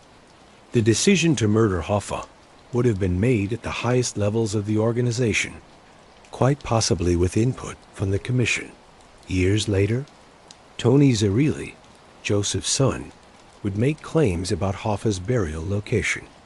In interviews and in testimony, Tony said that Hoffa had been killed shortly after getting into the car, that his body had been buried in a shallow grave in Oakland County, Michigan, and that there had been plans to move the remains to Rogers City in northern Michigan. Searches based on Tony's information turned up nothing definitive. Joseph Zerilli, however, never said a word about Hoffa, not to investigators, not to family members, not to anyone. Whatever he knew about Jimmy Hoffa's fate, he took it to his grave. It was the ultimate example of omerta, the code of silence that defined his life and career. The Hoffa disappearance brought intense federal scrutiny to the Detroit partnership and to Joseph Zerilli personally. FBI agents questioned him multiple times. Grand juries subpoenaed him, but the old mobster gave them nothing. He was polite but silent, cooperating minimally and revealing nothing of substance. At an age when most men were contentedly retired, Joseph Zerilli was once again running a major criminal empire. His daily routine remained remarkably consistent. He would wake early in his Grosse Pointe mansion, have breakfast with his wife Rosalie, and then spend time attending to business matters, both legitimate and illegitimate. The Italian-American bakery continued to operate, providing his official source of income and his cover story. He maintained his appearance as a successful businessman, attending community events when appropriate and maintaining relationships with legitimate businessmen and politicians. But he was also managing the Detroit partnership's extensive criminal operations. Labor unions still needed to be controlled. Gambling operations required oversight. Disputes with other families had to be resolved. New opportunities for profit had to be evaluated. And the constant pressure from law enforcement had to be managed. Despite his advanced age, Joseph Zerilli commanded absolute respect within the organization. When he gave an order, it was followed without question. When he called a meeting, everyone attended. When he spoke at commission gatherings with other mafia families, people listened. His reputation among other bosses was extraordinary. He had survived longer than almost anyone in the American mafia. He had built and maintained one of the most stable crime families in the country. He had made countless people wealthy, and he had done it all while maintaining an almost ghost-like public profile. Federal officials, who had tracked Zerilli for decades, both respected and feared him. They knew he was responsible for numerous murders, for corruption on a massive scale, for criminal enterprises that had generated hundreds of millions of dollars. But they had never been able to build a case strong enough to convict him of anything serious. A few times Zerilli had been arrested, once for speeding, once for carrying a concealed weapon. He had paid small fines and walked away. He had never testified against anyone, never made a deal with prosecutors, never provided information to law enforcement. His record of omerta was absolutely perfect dot in his personal life. Joseph maintained the family traditions he had brought from Sicily. Sunday dinners remained sacred, with children, grandchildren, and extended family gathering around the table. He was a doting grandfather, playing with the youngest generation while carefully shielding them from any knowledge of his criminal activities. He still spoke Sicilian with Rosalie and with old friends from Terrascini. He maintained the old country customs and traditions, even while living in an American mansion and running an American criminal empire. In many ways, he had never really left Sicily. He had simply brought Sicily with him to Detroit. The partnership's operations during this final period of Zerilli's life were extensive and sophisticated. They controlled waste hauling throughout Detroit and surrounding communities, generating millions in revenue while also providing opportunities for extortion and money laundering. They had infiltrated numerous labor unions beyond the Teamsters, giving them influence over construction, trucking, and manufacturing. Their gambling operations had evolved with the times. While traditional numbers games and bookmaking continued, they had also moved into more sophisticated forms of gambling. The Hazel Park Raceway continued to be profitable. They had connections to offshore gambling operations. They were positioned to take advantage of any expansion of legalized gambling. The loan sharking operation remained robust, providing high-interest loans to businessmen in trouble, to gamblers who had lost too much, and to other criminals who needed capital. The collection methods were as ruthless as ever. Borrowers who failed to pay faced broken bones, destroyed businesses, or worse. Joseph Zerilli oversaw all of this with the same careful attention to detail that had characterized his entire career. He trusted his key lieutenants, but verified their work. He demanded regular reports on finances and operations. He personally approved major decisions and major expenditures. But time was catching up with the old gangster. By early 1977, his health was beginning to decline. He tired more easily. His movements slowed. The younger members of the organization began to whisper about succession, about what would happen when the old man finally died. Zerilli himself must have known his time was limited. He had beaten the odds for 80 years, surviving gang wars, federal investigations, and the countless dangers that came with life in organized crime. He had built something lasting, something that would survive him. But even the quiet dome couldn't live forever. The fall of 1977 was typical for Detroit.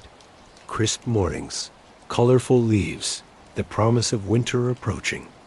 Joseph Zerilli continued his routines, but those close to him could see he was failing.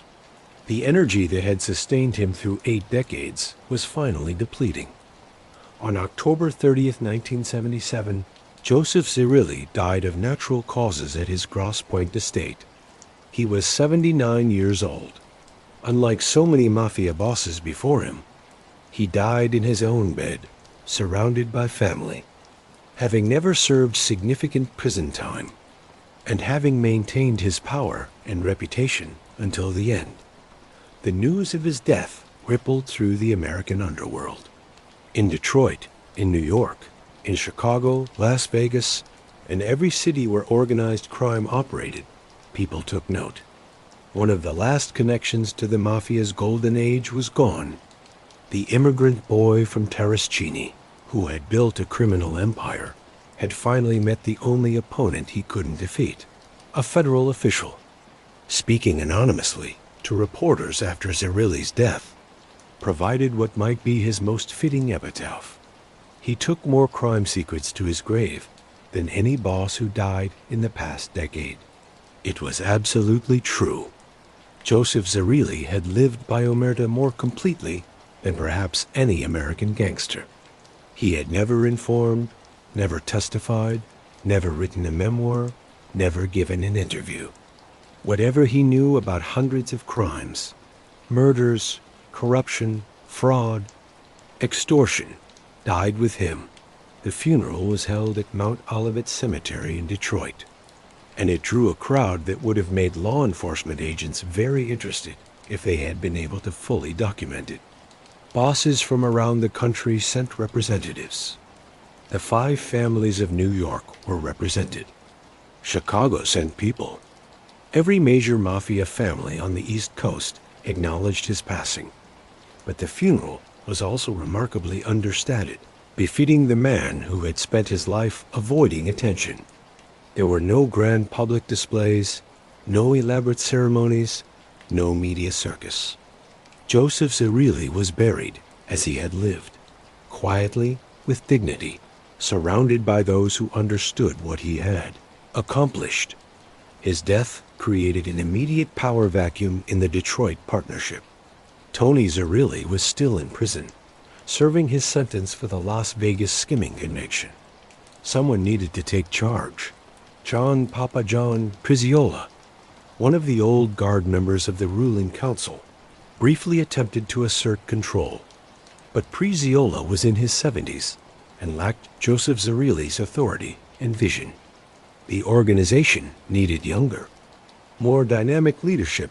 In 1979, Jack Taco, Joseph Zerilli's nephew through the intermarriage of the families, was named the new boss of the Detroit partnership.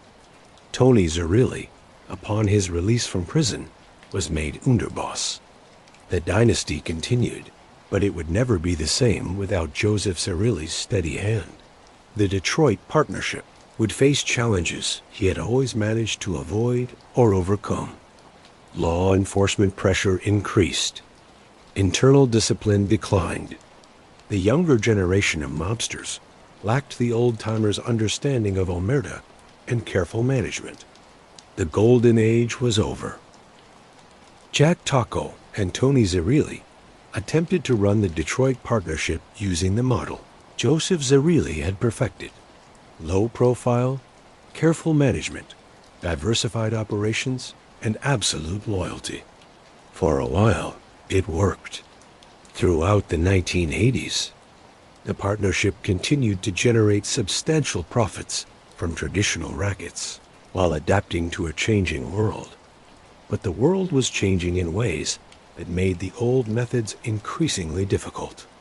Federal law enforcement had developed sophisticated techniques for investigating organized crime. The RICO Act, racketeer-influenced and corrupt organizations, gave prosecutors powerful new tools for dismantling entire criminal enterprises. Wiretaps were everywhere. Surveillance was constant. And most dangerously, omerta was breaking down around the country. Mafia members were flipping, becoming informants and testifying against their former associates. The most famous example was Sammy the Bull Gravano, who testified against John Gotti and helped convict the Gambino family boss. But Gravano was hardly alone. The code of silence that had protected organized crime for generations was crumbling. The Detroit partnership tried to maintain the old ways. They were careful in their communications, cautious in their associations, and ruthless with suspected informants. But perfection is impossible when dozens of people are involved in complex criminal operations spanning multiple states. In the early 1990s, the FBI launched Operation Game Max, an extensive investigation into illegal gambling operations in Detroit. The investigation used wiretaps, surveillance, undercover agents, and financial analysis to build a comprehensive picture of the partnership's gambling enterprises. The evidence they gathered was devastating. Wiretaps caught partnership members discussing gambling operations, debt collection, and violence. Financial records showed the flow of money through various fronts and intermediaries. Witnesses, some cooperating, some not, provided testimony about how the system worked. On March 27, 1996, a federal grand jury returned a massive RICO indictment against 17 members of the Detroit partnership, including Jack Taco and Tony Zerilli. The indictment detailed 30 years of criminal activity: illegal gambling, loan sharking, extortion, and related crimes. The indictment named Tony Zerilli as the underboss of the Detroit partnership and charged him with multiple counts related to running illegal gambling operations. It described how the partnership collected street tax from independent bookmakers, using violence and threats when necessary. It detailed the flow of money from gamblers to bookmakers to the Micers, partnership's leadership.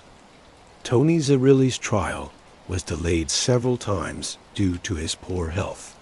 He was now nearly 70 years old and suffering from various ailments. But in 1998, the trial finally proceeded. The evidence against him was substantial: wiretap conversations, financial records, and testimony from cooperating witnesses. Jack Taco was convicted on 12 counts related to illegal gambling and racketeering. Tony Zerilli was convicted on several counts as well. Both men received substantial prison sentences. Though Tony's was reduced due to his age and health. The convictions were a major blow to the Detroit partnership.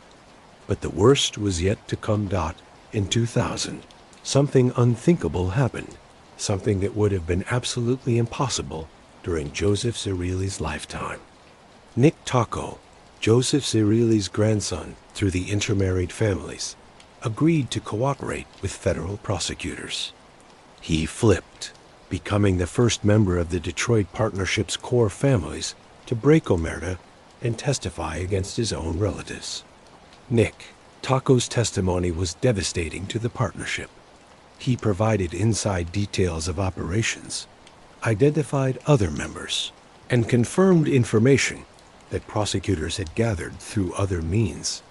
His decision to testify against his cousin, Jack Taco, was seen as the ultimate betrayal of everything Joseph Zerilli had built. It's impossible to know how Joseph Zerilli would have reacted to his grandson's betrayal.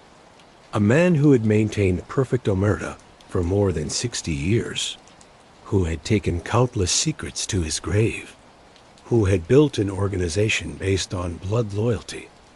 What would he have thought of his own grandson testifying in federal court? The Detroit partnership never recovered from these prosecutions. While the organization continued to exist in some form, it was a shadow of what it had been under Joseph Zerilli's leadership. The intermarriage policy that had prevented betrayals for generations had finally failed. The code of silence had been broken. The empire was crumbling. To understand Joseph Zerilli's place in American organized crime history, we must examine what made him unique. In a world populated by flashy gangsters like Al Capone, publicity-seeking bosses like John Gotti, and violence-prone leaders like Carmine Galante, Joseph Zerilli was something completely different, a ghost who walked among the living. His criminal record was remarkably clean for someone who ran a major crime family for more than 40 years. Only 2 convictions marred his record: a speeding ticket and a concealed weapon charge, both minor offenses that resulted in small fines. He never served significant prison time. He was never convicted of murder, racketeering, extortion, or any of the serious crimes he almost certainly ordered or participated in. This wasn't luck. It was the result of meticulous planning and absolute discipline. Zerilli understood something that many of his contemporaries didn't. In the criminal world, invisibility is power. While Al Capone lived in palatial hotels and gave interviews to reporters, drawing constant law enforcement attention, Zerilli lived quietly in suburban Grosse Pointe and told anyone who asked that he was a baker, while John Gotti wore expensive suits and held court in social clubs.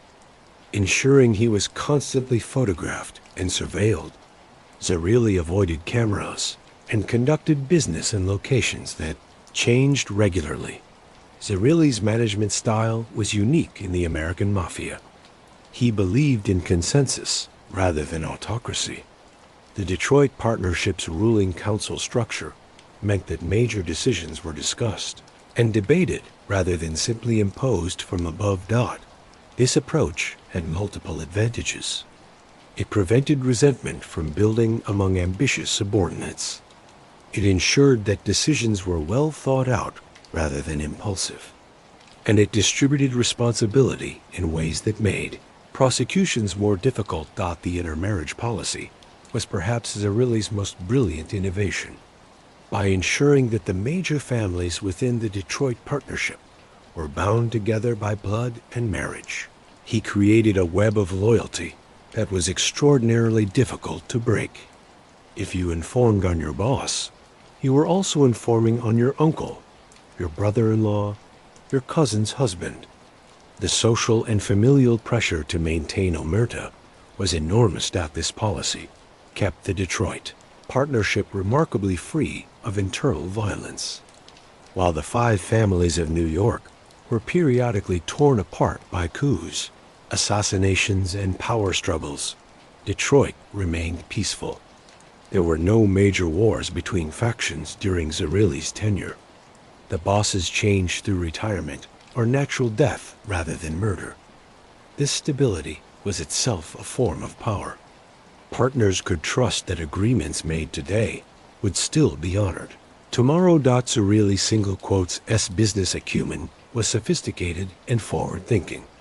He understood that successful organized crime required diversification. The Detroit Partnership's portfolio included traditional rackets like gambling and loan sharking, but also labor union control, legitimate businesses, and real estate investments. When prohibition ended and bootlegging profits disappeared, other crime families struggled to adapt. The Detroit Partnership simply shifted emphasis to other revenue sources. His integration of legitimate and illegitimate business was masterful. The Italian-American bakery was a real business that employed real workers and made real products. Hazel Park Raceway was a legitimate horse racing track that happened to also serve as a money laundering operation. Waste hauling companies provided actual services while also generating extortion opportunities. This blending of legal and illegal made it nearly impossible for investigators to untangle where legitimate business ended and criminal enterprise began.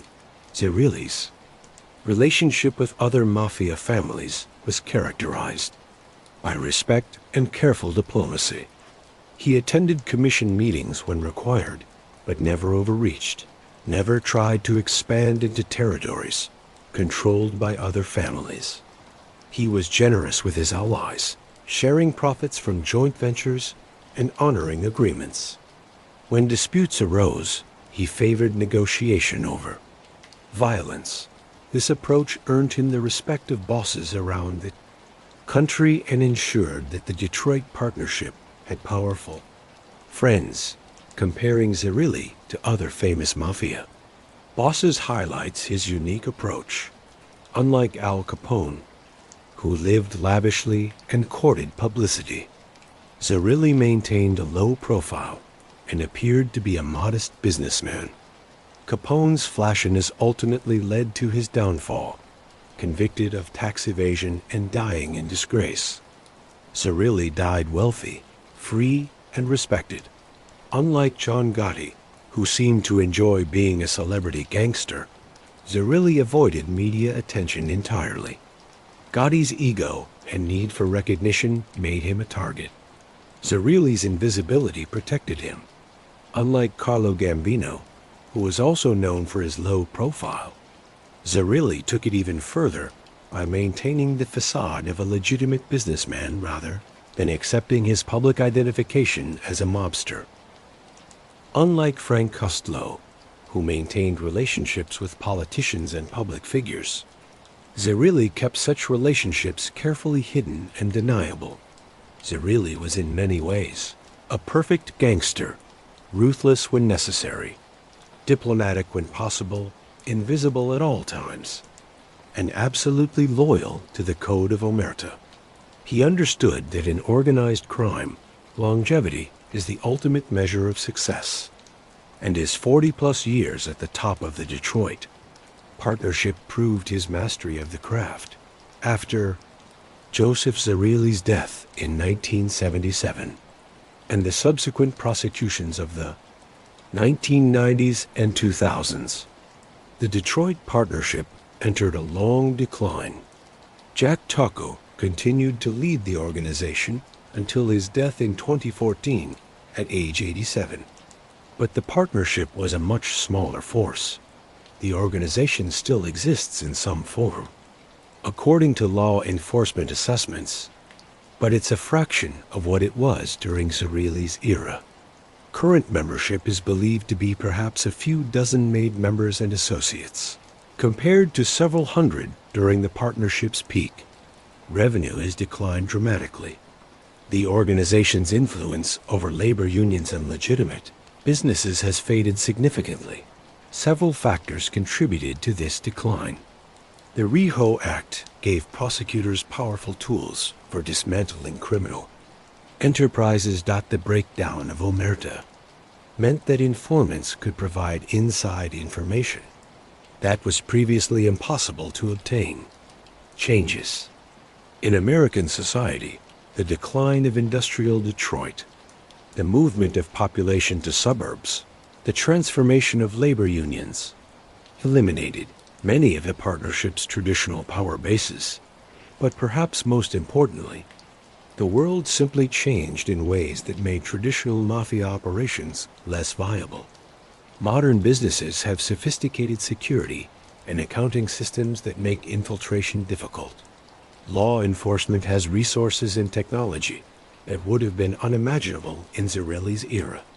The social networks that sustained ethnic organized crime have dispersed as Italian Americans fully integrated into mainstream American society. What remains of Joseph Zerilli's legacy in Detroit today? The physical remnants are still visible.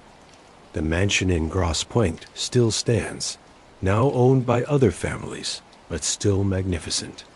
The Italian-American bakery operated for years after Zerilli's death, though it eventually closed. Hazel Park Raceway continued operations until 2018, when it was closed and the land sold for redevelopment. Some of the families that made up the partnership's core, Taco, Zerilli, Melli, still live in the Detroit area, though most descendants have moved into legitimate businesses and careers. The younger generations often don't even know the full extent of their family's criminal history. The secrets that Joseph Zerilli took to his grave remain buried. Law enforcement officials who studied the Detroit partnership during its peak often expressed grudging respect for how it was organized and operated. The stability that Zerilli maintained for decades was unprecedented in American organized crime. The intermarriage policy was recognized as a brilliant strategy. The organization's ability to adapt to changing circumstances, from Prohibition to the post-war era to the 1970s, demonstrated sophisticated management. Some criminologists argue that Joseph Zerilli's methods influenced organized crime nationally. His emphasis on low profiles and legitimate business integration became standard practice for successful mobsters. His understanding that stability was more profitable than constant warfare influenced how other families operated. His absolute adherence to Omerta set a standard that others tried, often unsuccessfully, to match. The Detroit partnership story also illustrates the broader trajectory of the American Mafia. The organization rose during Prohibition, when illegal alcohol created unprecedented opportunities for profit. It flourished in the post-war era, when industrial America generated enormous wealth and relatively weak law enforcement allowed criminal enterprises to operate with limited interference. It declined as federal law enforcement became more sophisticated, as RICO prosecutions decimated membership. And as the social conditions that had sustained ethnic organized crime disappeared, today's Detroit is a very different city from the one Joseph Zerilli knew. The auto industry, which once made Detroit the richest city in America, has declined dramatically. The city's population has dropped from nearly 2 million in 1950 to under 650,000 today. Many of the neighborhoods where the partnership once held sway are now abandoned or demolished. The social networks, Italian-American communities, corrupt labor unions, political machines that sustained organized crime have largely disappeared. Yet the story of Joseph Zerilli and the Detroit Partnership remains relevant. It's a case study in how ethnic organized crime could flourish in mid-20th century America. It's an example of sophisticated criminal management that balanced violence with diplomacy, illegal operations with legitimate businesses, and absolute secrecy with necessary communication. And it's a reminder that the American dream for some immigrants took a very dark path. Who was Joseph Zerilli, really? Strip away the mythology, the FBI files, the newspaper clippings, and the criminal record. Who was the man behind the quiet dome? At his core, Jeppe Zerilli remained the immigrant boy from Sicily who arrived in America with nothing but dreams and determination. He never forgot his Sicilian roots. He spoke Sicilian at home throughout his life. He maintained the customs and traditions of the old country, even while building a thoroughly American criminal empire. In some fundamental way, he lived between two worlds, the poverty of Sicily and the wealth of Detroit, the traditional codes of the Mafia and the modern corporation, the loving family man and the ruthless criminal. Those who knew him in his personal life describe a man of contradictions.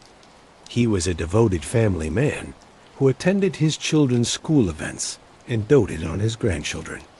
He was a gracious host who presided over Sunday dinners with warmth and humor.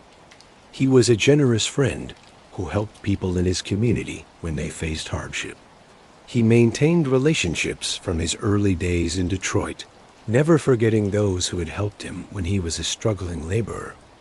But this same man ordered murders. He approved beatings and torture. He profited from the misery of gambling addicts and the desperation of those trapped in debt. He corrupted politicians and union officials. He built an empire on violence and fear, even as he maintained the facade of a kindly baker and businessman. This Jekyll and Hyde existence seems impossible to reconcile, but it was central to who Joseph Zerilli was. He didn't see these aspects of his life as contradictory. In his worldview, shaped by Sicily's history of poverty and corruption, the world was divided into those who had power and those who didn't. He had chosen to have power, and everything else flowed from that choice. His relationship with his son Tony was complex and often difficult. Joseph was enormously proud that Tony attended university and became educated in ways he never was. He wanted his son to be sophisticated enough to operate in both the legitimate business world and the criminal underworld. But Tony's conviction in the Las Vegas case was a bitter disappointment. Joseph had run the partnership for 40 years without serious legal trouble. Yet his son had been caught within a few years of taking over. When Joseph came out of retirement in 1975 to resume control after Tony's conviction, it wasn't just about protecting the organization. It was also about pride. The dynasty he had carefully built, the succession he had meticulously planned, had failed in his late 70s, when he should have been enjoying retirement. He was instead cleaning up his son's mess and trying to restore the partnership's reputation.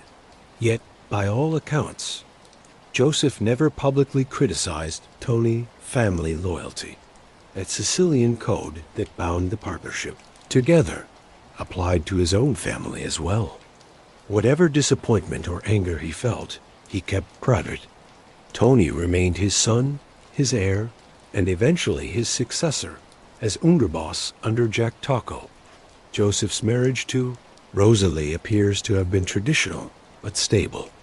She was the quiet force behind the scenes, managing the household, raising their son, and maintaining the appearance of normalcy. She knew, of course, about her husband's real business. It would have been impossible not to, but she asked no questions and made no complaints. She was, in her own way, as committed to Omerta as her husband. Sicilian traditions were deeply important to him. He maintained connections to Terrascini throughout his life, sending money to relatives who remained in Sicily and following news from his hometown. He taught his son and grandchildren about their heritage, though carefully editing out the poverty and desperation that had driven him to America. The old Sicilian concept of respect, rispetto, was central to Joseph's worldview. Respect wasn't just about courtesy or admiration. It was about understanding one's place in a hierarchy and showing appropriate deference to those above, while expecting deference from those below. Joseph commanded respect through his intelligence, his success, his loyalty, and when necessary, his willingness to use violence. He also believed in the concept of comparagio, God-parenthood, and the relationships of respect and obligation that came with it. Through baptisms, confirmations, and marriages, Joseph built a network of relationships that extended beyond the criminal organization into the legitimate Italian-American community. These relationships provided cover, generated goodwill, and created obligations that could be called upon when needed. What secrets did Joseph Zerilli take to his grave? The full answer will never be known, but we can make educated guesses based on what investigators believed he knew. The Hoffa case. Almost certainly, Zerilli knew exactly what happened to Jimmy Hoffa. He likely approved the decision to kill Hoffa, knew who carried out the murder, and knew where the body was disposed of. His son Tony's later claims about burial locations suggest the family had detailed knowledge. But Joseph never said a word, not even to his closest associates, not even on his deathbed. Murders. Over 40 years of running the Detroit partnership, Zerilli almost certainly ordered or approved numerous murders. How many? Dozens at minimum, possibly hundreds if we include murders, carried out by partnership members as part of criminal operations. The victims included rival gangsters, informants, union officials who wouldn't cooperate, businessmen who refused to pay, and anyone else who became a problem. None of these murders were ever officially connected to Zerilli. Political corruption. The Detroit partnership couldn't have operated as successfully as it did without corrupt politicians, judges, and law enforcement officials on the payroll. Zerilli knew who these people were, how much they were paid, and what services they provided. This information would have been dynamite to investigators, but he never revealed it. Financial assets. Where did all the money go? The Detroit partnership generated hundreds of millions of dollars over decades of operation. Much of it went to partnership members and their families. But Zerilli must have hidden significant assets, offshore accounts, real estate investments under assumed names, cash buried or hidden in safe deposit boxes. The full extent of his wealth was never determined. International connections. The Detroit partnership didn't operate in isolation. It had connections to mafia families in Sicily, to organized crime groups in Canada, to other criminal organizations around the world. Zerilli knew people, places, and smuggling routes that investigators could only guess at. The complete membership list. While law enforcement had identified many members of the Detroit partnership, they never had a complete organizational chart. Who were all the made members? Who were the associates? How was the hierarchy actually structured? Zerilli knew every person in the organization, their roles, their histories, and their secrets. Commission decisions. As a member of the commission, Zerilli participated in discussions and decisions about the American Mafia's national operations. What families controlled which territories? How were disputes between families resolved? Who was approved for murder? Who was promoted to boss? Zerilli attended decades of these meetings and heard discussions that would have fascinated prosecutors. He revealed nothing. Why did Joseph Zerilli maintain such perfect omerta throughout his life? Several factors contributed. Cultural background. In Sicily, the code of silence was literally a matter of life and death. Growing up in Terrascini, Zerilli learned early that talking to authorities was the ultimate betrayal. This value was so deeply ingrained that it became part of his identity.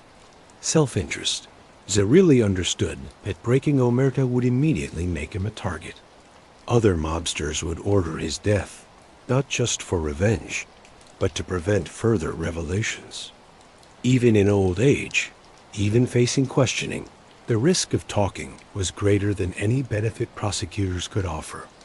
Family protection.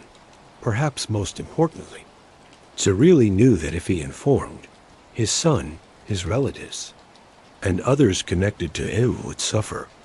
The intermarriage policy he had championed meant that information about the partnership would implicate his entire extended family. Protecting them required absolute silence. Pride. There was also an element of pride in Zerilli's silence. He had built something remarkable, a criminal empire that lasted decades and made him wealthy and powerful. To inform on it would have been to diminish his own accomplishment. Better to take the secrets to the grave and be remembered as a man who honored the old codes. What is Joseph Zerilli's legacy? How should we remember the quiet dome of Detroit? From a law enforcement perspective, Zerilli represents both frustration and grudging respect. He was a criminal who caused immense harm. People died because of his orders. Businesses were extorted, unions corrupted, communities damaged by gambling and loan sharking. Yet he was also a criminal who was extraordinarily difficult to catch, who maintained standards of operational security that other mobsters could only aspire to, and who built an organization that was remarkably stable and successful. Zerilli proved that the most dangerous criminals aren't the flashy ones or the violent ones, but the careful ones. A mobster who maintains a low profile, who thinks strategically rather than impulsively, who understands that invisibility is power, that mobster can operate for decades, while more flamboyant contemporaries fall. From an organizational perspective, Zerilli demonstrated that criminal enterprises could be managed using principles similar to legitimate businesses. Diversification reduces risk. Consensus building creates stability. Long-term planning pays dividends. Investing in legitimate businesses provides cover and alternative revenue sources. These lessons influenced how organized crime operated not just in Detroit, but nationally. The intermarriage policy was perhaps his most important innovation. By binding the major families together through blood and marriage, he created an organization that was remarkably resistant to internal conflict and betrayal. The policy worked for decades. It only finally failed in the 2000s when Nick Taco became an informant, long after Zerilli's death. From a sociological perspective, Zerilli's story is a dark version of the immigrant success story. He came to America with nothing, and through intelligence, hard work, and ruthlessness, built an empire. He achieved wealth, power, and respect. His family lived in luxury. His grandchildren attended good schools and had opportunities that would have been unimaginable in Terrascini. But the cost of this success was measured in violence, corruption, and human misery. The American dream for Zerilli was built on a foundation of crime. His success required the suffering of gambling addicts, debtors trapped in loan shark schemes, businesses destroyed by extortion, and workers exploited through union corruption. Zerilli's story also illustrates the strange morality of organized crime. By all accounts, he was a loving family man, a loyal friend, and a person who maintained certain ethical codes. He kept his word in business dealings. He helped members of his community when they faced hardship. He maintained respect for traditions and elders. Yet this same man ordered murders without hesitation when he deemed them necessary. This contradiction is perhaps the most disturbing aspect of his legacy. It reminds us that people capable of great evil aren't monsters from horror movies. They're human beings with families and friends, capable of kindness and cruelty. Love and violence. Joseph Zerilli could play with his grandchildren in the afternoon and order someone's death in the evening and see no contradiction between these actions. The Detroit partnership under Zerilli also demonstrated that organized crime could coexist with legitimate society for decades. His neighbors in Grosse Pointe had no idea who really lived among them. His business associates at the bakery didn't know they were working for a mafia boss. His son's friends didn't realize their playmate was heir to a criminal empire. This ability to hide in plain sight, to maintain dual identities, was perhaps Zerilli's greatest skill. Finally, Zerilli's legacy includes the secrets he took to his grave. Somewhere, the truth about Jimmy Hoffa's death remains hidden. Somewhere, the details of hundreds of crimes remain unknown. Somewhere, possibly, hidden assets await discovery. The full story of Joseph Zerilli and the Detroit partnership will never be completely told because the man who knew it all maintained perfect silence until the end. In the pantheon of American organized crime, Joseph Zerilli occupies a unique position. He wasn't the most powerful boss. That honor belongs to Lucky Luciano, or perhaps Carlo Gambino. He wasn't the most famous. Al Capone and John Gotti own that distinction. He wasn't the wealthiest. Meyer Lansky's financial empire dwarfed Zerilli's. But he may have been the most successful, if we measure success by longevity, stability, and ability to avoid prosecution. He ran a major crime family for more than 40 years.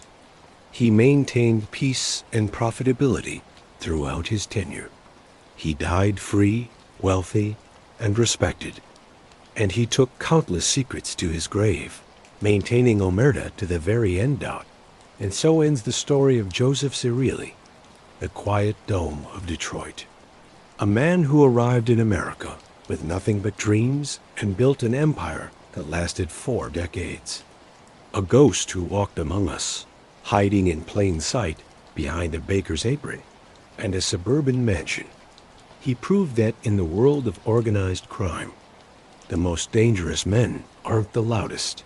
They're the ones who never hear coming. Giuseppe Zerilli was born December 10th, 1897, in the poverty of Terrascini, Sicily. He died October 30th, 1977, in the luxury of Grosse Pointe, Michigan. He lived 79 years, ruled for over 40, and took countless secrets with him into the ground at Mount Olivet Cemetery. Perhaps that's his greatest legacy. We'll never truly know the full extent of what he built, what he ordered, or what he knew. Federal agents estimate he was personally involved in or aware of hundreds of serious crimes. They believe he could have provided information that would have shaken the American underworld to its foundations. But Joseph Zerilli was a man of the old school, a keeper of the old codes, and he honored omerta to his final breath. His story is uniquely American, the dark shadow of the American dream. He sought wealth and power, and he achieved both. He wanted respect, and he commanded it from the most dangerous men in America. He wanted security for his family, and he provided it.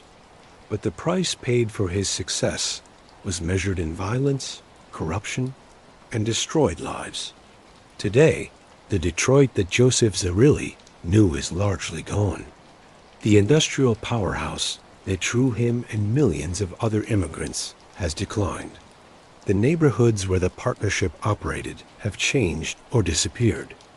The labor unions they controlled have weakened. The social networks that sustained ethnic organized crime have dispersed. But in the record books of law enforcement, in the memories of those who studied him, and in the unmarked graves of those he ordered killed, Joseph Zerilli's legacy persists. He was the quiet dome, the invisible boss, the ghost of Detroit's shadows. And his story reminds us that sometimes the most dangerous enemies are the ones we never see, the ones who maintain perfect silence, the ones who take their secrets to the grave dot in Mount Olivet Cemetery. Beneath a modest headstone lies a man who knew more about organized crime in America than perhaps anyone else in his generation. Around him are buried other members of the Detroit Partnership, other soldiers in the wars he commanded, other keepers of secrets. They rest now in silence, as they lived in silence, forever bound by the code that Joseph Zerilli embodied so perfectly, omerta, the code of silence. Omerta died with the old guard. The younger generation, facing RICO prosecutions and life sentences, broke the code and testified against their former associates. The American Mafia, as Joseph Zerilli knew, it is effectively extinct, brought down not by law enforcement alone, but by the collapse of the very codes and traditions that once made it powerful. But for more than 40 years, from the 1930s through the 1970s, Joseph Zerilli maintained those codes perfectly.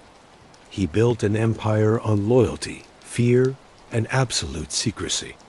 He ruled Detroit's underworld with an iron fist hidden in a velvet glove. He made millions while appearing to be a modest baker. He attended commission meetings with the most powerful mobsters in America, while his neighbors thought he was simply a successful businessman.